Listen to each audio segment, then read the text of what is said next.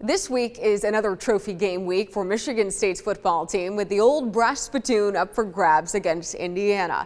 As you can see, it's currently in the Spartans' possession, and Coach Mel Tucker would love to keep it that way. He's a big fan of trophy games, and it's where we begin our chat this week. The trophy games are always great. That's what's special about college football. You get these rivalries, and then we get an opportunity to educate our players at the beginning of the week about the trophy, the history of the trophy, and what it's all about. And our players, they get excited about it. It's a source of pride, to be able to have the trophy and to keep it. Obviously, they would like to get it back, and so that's just extra motivation for both teams. I mean, you're very good at, like you just mentioned, briefing the players on the history of it and why it's important. Do you know why or where, when that tradition started to spit in it? It was a long time ago. Big Iman bought the trophy.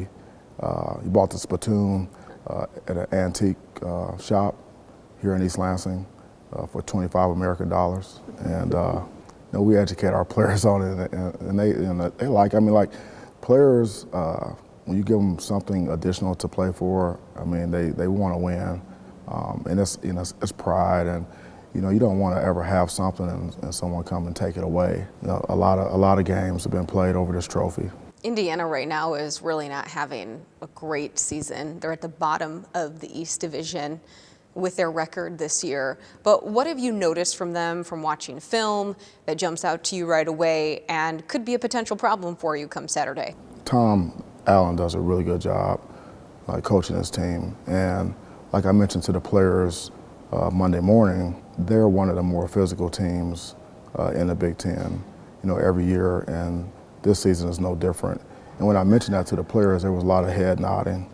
I watched a ton of film on these guys, and they present problems on special teams. They're very aggressive. They have really good return men. They do take shots down the field. Quarterbacks have really, really strong arms, and they have good running backs. So this could be another game where you could see a player like Cal Halliday have another kind of, not a breakout performance, but, for him to be the Big Ten Defensive Player of the Week for a second straight week. This could be another game for him where he's able to light it up a bit. Yeah, he's going to have a lot of opportunities in the run game and also in pass defense. And, Cal is a guy, he never leaves the field. We're trying to find ways to give him a break, but he's such a valuable player. It's hard to take him off the field, and he also plays special teams. So I expect a high level of productivity from him. We need the players around him to play very well. You mentioned that the rugged stretch of November and kind of the temperature of playing Big Ten football. What do you remember about playing in November at Wisconsin? Cold. Cold, very cold. Cold, windy, wind chill. I remember that quite a bit. College football, you want to play your best football in November. That's when a lot of decisions are being made about, postseason, your rankings in the league.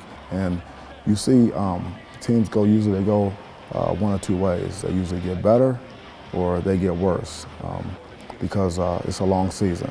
In the 1993 season at Wisconsin, how did you see your team, eventually to go on, you won the Big Ten title that year, Rose Bowl that year. How did you see your team then come together in November? That was a long road for that particular team.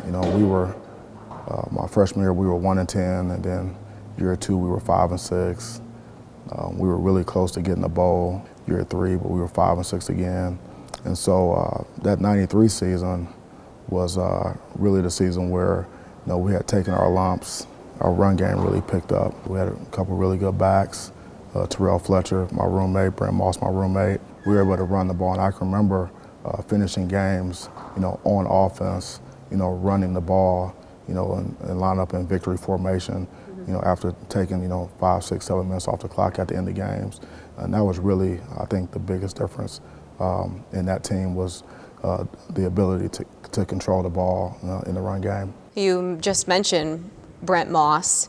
There was some tragic news that came out about him passing away. You mentioned that he was your roommate. Yep. Just now. Yeah. What was it like playing alongside of him, but then also living with him? Brent was a great guy. He's from Racine, Wisconsin. Really tough guy. Loved football, but a really good friend. and we spent a lot of time together.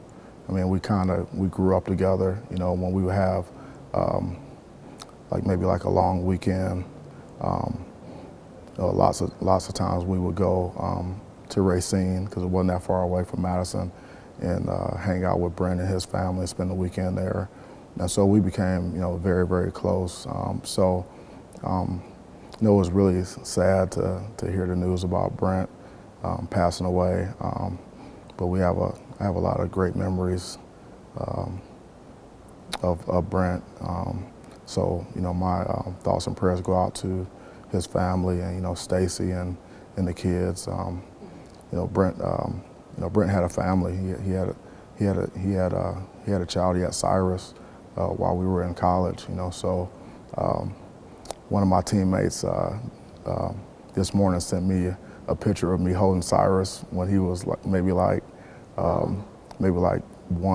years old, maybe 2, in an apartment, on campus there. So, we go way back, and we were really close. Moss was the MVP of the Rose Bowl in 1993 when the Badgers beat UCLA, and Tucker said it best. Moss was, quote, first in line of the great running backs to come through Wisconsin. He was 50 years old. We'll be back.